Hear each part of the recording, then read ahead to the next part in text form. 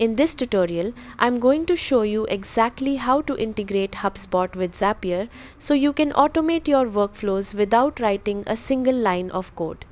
Start by making sure you have both your HubSpot and Zapier accounts ready. Once that's done, log into Zapier and head over to the My Apps section. This is where you manage all your app connections. In the search bar, type HubSpot and select it from the results.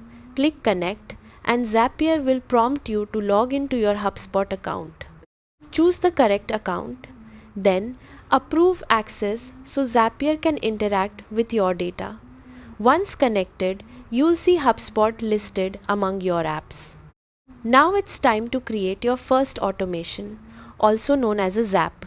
From your Zapier dashboard, click Create Zap. This opens the workflow builder where everything comes together. First, set up your trigger.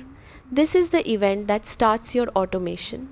Choose HubSpot as the trigger app, then select an event like New Contact, Form Submission, or Deal Stage Change. Pick the one that matches your workflow. After selecting the trigger, connect your HubSpot account if needed and run a test. Zapier will pull in a sample record to make sure everything is working correctly.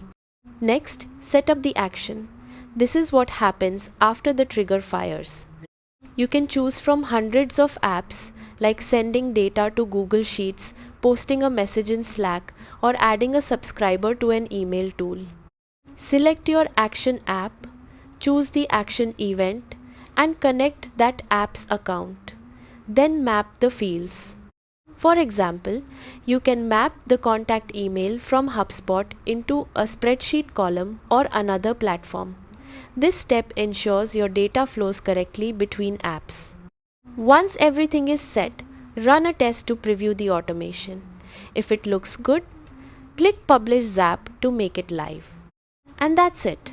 You've successfully connected HubSpot with Zapier and created an automation that runs in the background, saving you time and reducing manual work.